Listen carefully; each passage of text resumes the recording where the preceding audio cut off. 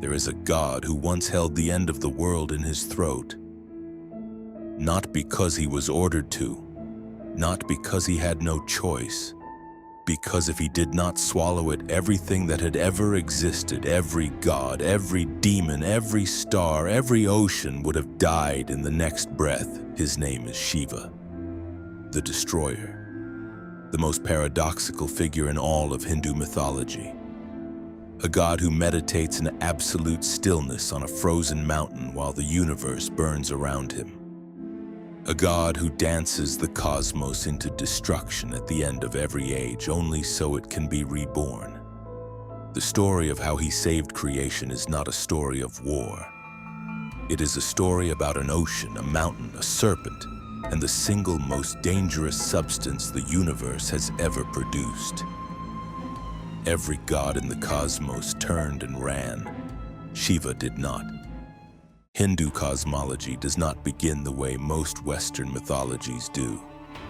There is no single moment of creation from nothing. The universe has always existed. It breathes. It expands and contracts in cycles lasting 4.32 billion years. At the end of each cycle, everything dissolves, and then it begins again. At the center of this system are three gods. Brahma, the creator who speaks the universe into existence. Vishnu, the preserver who maintains the balance of reality. And Shiva, the destroyer who dismantles everything at the end so the cycle can start over. Three functions, three gods, one system. Remove any one of them and existence collapses. Within each cycle, the gods, the devas, are locked in a struggle with the demons, the asuras. This is not a war of good against evil. The devas and the asuras are both children of the same divine source, two halves of the same cosmic system. Neither can permanently defeat the other, but the balance can shift.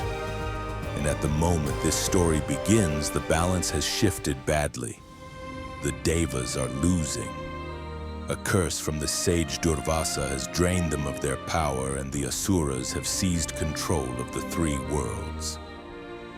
The gods go to Vishnu. He tells them there is one solution. At the bottom of the Kshirasagara, the ocean of milk, lies a substance called Amrita, the nectar of immortality, but the ocean is too vast to churn alone. They will need the asuras.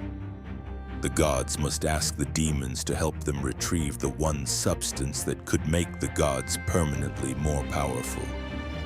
Vishnu's plan depends on the demons working for a reward they will never be allowed to collect. The negotiation is a betrayal before it begins. The plan is cosmic in scale. Take Mount Mandara and use it as a churning rod. Wrap Vasuki, the king of serpents, around it as a rope. Place the mountain on the back of Kurma, a giant tortoise, who is Vishnu himself incarnated as one of his 10 avatars. Then pull. Gods on one side, demons on the other. Churn the ocean until what lies at its bottom rises to the surface. The asuras demand to hold the serpent's head. Vishnu encourages them. What they do not realize is that Vasuki's 1,000 mouths will breathe venom and fire as the churning intensifies. The gods, holding the tail, will suffer less. The war for the nectar has already begun before the first pull. Treasures emerge in sequence, each one more extraordinary than the last. Kamadhenu, the wish-fulfilling cow. Airavata, the white elephant who will carry Indra. The Kalpavriksha, a tree that grants any desire. The goddess Lakshmi herself rises from the foam and chooses Vishnu as her consort. Each treasure is a foundational element of the cosmos, rising one by one, as if the ocean has been holding them in reserve since before creation. But the ocean is not finished. Something else is rising, something that was not part of any plan. Halahala, the poison of the cosmic ocean, a substance so toxic that a single drop could dissolve the fabric of reality. It does not rise slowly, it erupts, a column of black venom pouring into the sky, killing everything it touches. The air begins to die, the light begins to dim, the gods let go of the serpent and stagger backward. The Asuras abandon their end of the rope. Every god in the Hindu pantheon turns and flees. Brahma cannot create fast enough to replace what the poison is destroying. Vishnu cannot preserve what is already dissolving. The cosmic machinery that keeps reality intact is seconds from permanent collapse. Shiva steps forward and he does not run. He does not consult the other gods. The destroyer, the god whose function is to end things, walks directly into the path of the one substance that could end everything permanently. He opens his hands, he gathers the Halahala, and he drinks it. The poison enters his body and begins to kill him. Shiva, the most powerful being in Hindu cosmology, is being destroyed from the inside by the very ocean the gods chose to churn. His wife Parvati sees what is happening. She reaches out and grabs his throat, pressing it closed with both hands. The poison cannot descend into his body, it cannot rise back out. It is trapped. And there it stays, permanently. The venom turns his throat blue, so deep and permanent that from this moment forward, Shiva is known as Nilakantha, the blue-throated one. The destroyer became the preserver. He did it not through power, not through combat, but through the simplest and most radical act available. He took the suffering into himself. He swallowed what no one else would touch.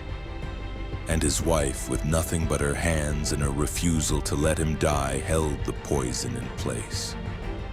This is the image that defines Shiva in Hindu worship more than any other. Not the destroyer dancing in a ring of fire, not the ascetic on a frozen peak.